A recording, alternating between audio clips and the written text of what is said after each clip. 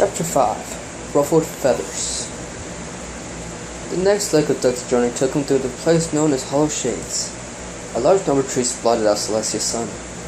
Dusk walked carefully. He had heard that a small common of griffins called Hollow Shades home, and that they weren't too keen on intruders, particularly those at the point of persuasion. A rustling noise in the trees above drew Dusk's gaze upward, just in time to see a dark shadow rush above him, moving downwards.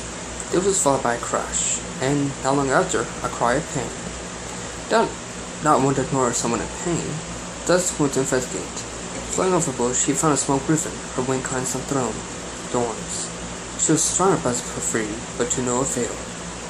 Need some help there? Dusk stepped forward. The griffin turned to Dusk, a look of horror appeared on her face. No, she squealed, redoubling her efforts to sleep. Stay back. Easy there, Dusk smiled. I've got this. Using his magic, Dusk pulled apart the doors, allowing the griffin to escape. She ordered a wooden wing, giving Dusk a puzzled look. Something wrong, kid? Dusk asked. Why did you do that? The griffin asked. Because it was the right thing to do. Dusk smiled. My name's Dusk. What's yours? Griselda. The griffin mumbled. Thanks for saving me. You're welcome, Dusk grinned. The young griffin reminded him of his old friend Tawny. How bad is it? I've got medicine and bandages in my backpack. It's just a scratch. Griselda put on a brave face. I'll be fine. What are you doing out here? Dusk asked. All alone. Oh, I'm not alone. Griselda shook her head. But you are. Unfortunately. What are you Dusk started? Griselda. A harsh voice rang out. Get away from that pony. The lush griffin swooped down, letting in between them. Back up, Bob. She snarled. Mom, it's okay, Griselda protested. He's my friend. Friend, huh? The elder griffin snorted. I was friends with the pony once, and she ditched me for a bunch of losers and lame-os. It's like I was telling ya, ponies ain't nothing but trouble. And I'm not here looking for trouble, Dusk declared. I'm just passing through. You'll pass through already, but Dusk bat. Mom, Griselda gasped. Don't worry, I'm going. Dusk frowned. Nice meeting you, Griselda. As Dusk turned to leave, 2 more griffins landed by Griselda and her mother. Gilda, one of them declared. One of the eggs has been stolen. Griffin colonies seemed to lay their eggs in nests closely, so the whole group could watch out for them. But how? Gilda suddenly turned to Dusk. You took it, didn't you? The other 2 griffins that pressed on Dusk. Why would I take it? Dusk asked. We can find the minds of your ponies, Grim asked. Right, Helen? Lousy idiots, ain't they, Claw? Dusk snorted. Mom, he didn't do it. Griselda leaped to Dusk's defense. Maybe I can help you find it, Dusk suggested. I'm good at finding things. Please, Mom? Griselda asked. Whatever, Griselda nodded. Just don't get in our way. Gator turned away, dragging Griselda with her. The other griffins followed suit. Dusk started his search immediately. Part of him wanted to just leave, thinking it wasn't his problem. The other griffins, with their bias towards ponies, didn't serve his help. But a larger part knew it was more important to do the right thing. As he searched the forest, he found what looked like an egg, but was only an oval-shaped stone. At this point, a rustling sound caught Dusk's attention. As the small breeze flew in his face, he almost thought it was snorkeling, until he caught the scent of brimstone. He went in the direction of the rustling, and discovered a teenage dragon with muscular scales hiding behind a bush, holding an egg. Dusk took stock of the situation.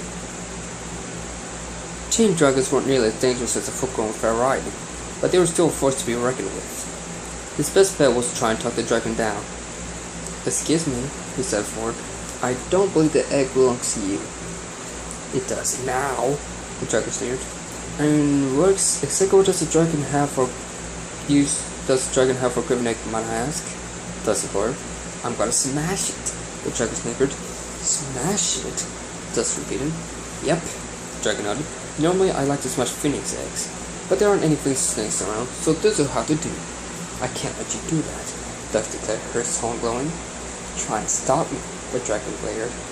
A burst of flame came out of the dragon's mouth. Dusk judged just in time, then responded with a beam magic to the stag of the dragon. Taking advantage of his enemy's loss of ground, Dusk tried to magically lift the egg out of his arms. The dragon held it tight though. This way, a faint voice called from nearby. Dusk turned slightly to look. The dragon took advantage of his lapse in focus by whipping in the face with his tail, knocking the young prince to the ground. Later, puny pony, the Dragon jersey ran.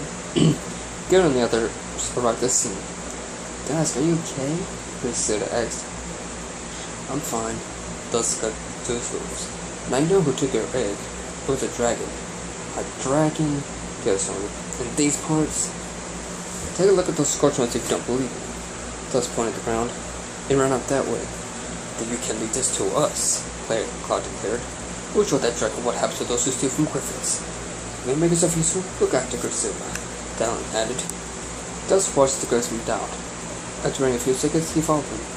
Dusk, what are you doing? Priscilla asked. The right thing, Dusk declared. The scene walked upon the altercation. The girls were trying to snatch the egg back, but their dragon was too strong, so I them away like flies. Back up, bird brains, the dragon roared, lifting a clenched fist with the egg. Or I smash this egg right here and now. The girls backed away. Gritting his teeth, Dusk slipped to attack on the dragon. As they rolled across the forest floor, the dragon pushed them away, and he ended up sprawled on the ground. The dragon looked at his claws, seeing the egg was gone. He then saw near Dusk. Dusk reached for it, but the dragon snatched up his tail. Later, losers, the dragon sneered, racing through the forest.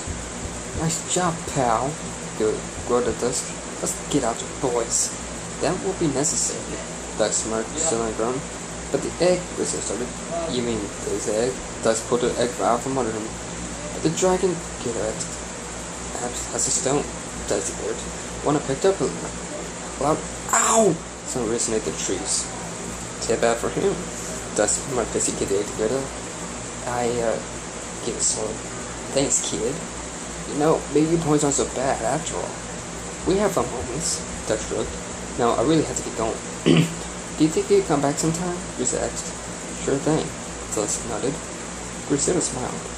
Who's brought the hollow shakes, Tad declared. So the other girls will let you by without giving any trouble. They do, they'll have us to answer to, Cloud added. Thanks, guys, Dusk smiled.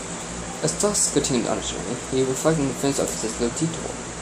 Marriage could be a powerful thing, but by proving its worth, Dusk had earned the Griff's respect, possibly even the friendship. That thought remained in his mind long after he finally emerged in the light of Celestia's soul. Chapter 6 Controlled Chaos. After getting a good look at the wonders of Niagara Falls, Dusk pressed on with his journey. As he walked, he came upon a small ridge. With his backpack weighing him down in mid-fitting flight, he had to make a small but calculated leap down.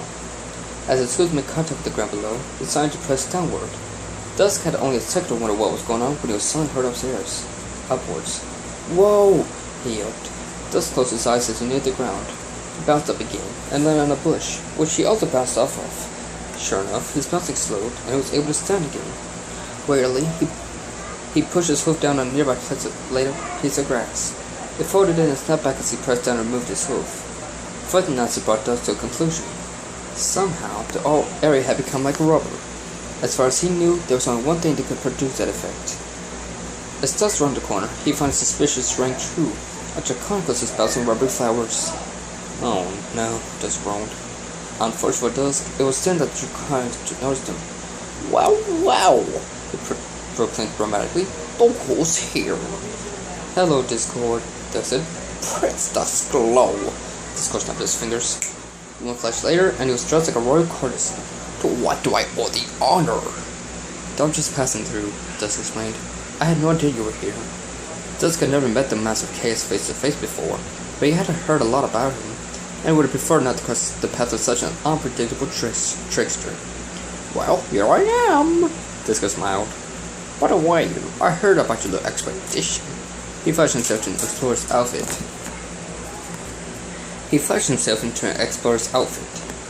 Aren't you the brave little prince? Another slash, and he was wearing a black and red shirt, with a strange gold and silver badge on his chest. Only going where no party has gone before. Yeah, sure, Dusk nodded, bemused. And what, might I ask, are you doing here? Just having some fun, Discord smirked.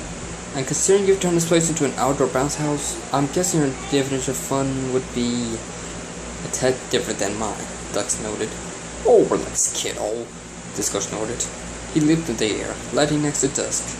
The rubber ground launched them both into the air. Dusk flew into a rubberized tree and was slung into a bouncy bush. A little harmless controlled chaos, Discord said airily. I have my fun, and no pony gets hurt. Unless they have a heart attack. Dusk grunted to steady himself. Now, if you don't mind, I really had to get going. As Dusk turned to leave, Disco flashed in front of him. What's the rush, kid? He asked. I'm on a schedule, Dusk declared. If I don't get to the station in time, I'll miss my train. Schedule, Disco blew raspberry. Why not take time out to bounce some more? I don't have time to take out, that's why. Dusk said tersely. Jeez Louise, Dusk snorted. No, this should be Discord. You're just like your mother, kid. Everything's all scheduled in this timetable that. You just don't know how to have fun. That's your problem. I know how to have fun, Dusk huffed. And I also know when it's time to get serious and focus on what's important. Well, excuse me, Prince, Discord hooted. Tell you what, I'll make you a deal. You hang around a little more and have fun with me, and I'll use my powers to step into the train station. It won't matter how big the line is, you still get there with plenty of time to spare. Dusk mulled it over. Discord's powers could indeed get into the train station on time. From what he'd heard, the Lord of Chaos was quite tame nowadays. Surely he wouldn't do anything to harm the son of one of the elements of harmony. Okay, Discord, Dusk nodded. You got yourself a deal. Fantastic! Fantastic! Discord smirked. First up, how about a bounce race? First one to that big tree wins. You're on, Dusk smiled. The two of them leaped onto the ground, began their bouncing trip. Dusk made a decent effort, but Discord beat him to the tree. I win! Discord cheered, flashing up a consumed plain of 52. That was actually kind of fun, Dusk smiled. If you thought that was fun, wait till you see our next game. Cloud racing, Discord declared. First one run the mountain and back wins. With a snap of Discord's fingers, two clouds floated down, a seat and steering wheel forming on each. Discord jumped into his. Let's go! He hollered, a driving cab, goggles flashing onto him. Dusk climbed into his cloud. And go! Discord yelled. The clouds both took off. Dusk's cloud did all the flying. All Dusk had to do was to turn the wheel. They soared through the skies. As they rounded the mountain, Dusk took the lead, which was reclaimed by Discord. Dusk then took it once more as they passed the finish line Discord had created moments before. That's 1-1, Discord declared. You know what that means. Time for a tiebreaker. And since you've been such a good sport, I'll let you choose the game. Okay, I choose 20 questions, Dusk declared. I don't think I've heard that game. Discord shrugged. It's easy, Dusk smiled. You think of something, anything, and I ask you 20 yes or no questions. If I don't figure out what you think about the 20th question, you win. Let's play. Discord flashed up some chairs for them to sit in. Is it an animal? Dusk asked. Zzz. Discord's nose turned to buzzer. Is it a food? Dusk pressed on. Ding! Discord's nose lit up. Is it juicy? Dusk asked. Bzzz. Discord shook his head. Is it sweet? Dusk asked. Ding! Discord's nose lit up again. Is it a dessert? Dusk smirked, getting on an idea of what it might be. Ding! Discord nodded. Did you once make it rain from the sky? Dusk grinned wider. Ding! Discord nodded. Is it chocolate pudding? Dusk said triumphantly. Ding ding ding ding! Discord blared. What do we have for a big winner? Under the Discord, this one wearing a blue suit walked to the desk. An all expense paid trip to the train station. Discord spoke to the microphone. Another finger snap. And Dusk was flashed to the train station. Thanks, Discord, Dusk smiled, for everything. It really was fun. Told you, Discord smirked. Never hurts lying now, kid. Well, my train's here. Dusk nodded to confident it's alright. See you around, Discord. Say hello to every Ponyville for me, Discord, especially Fluttershy. Will do, Dusk nodded. As he got on board the train, Dusk smiled brightly. Note to self. In the future, make more time for fun, he thought. Dusk could see Discord waving at him through the window. The Lord of Chaos had turned out to be an okay guy. Dusk sincerely hoped they would meet again someday.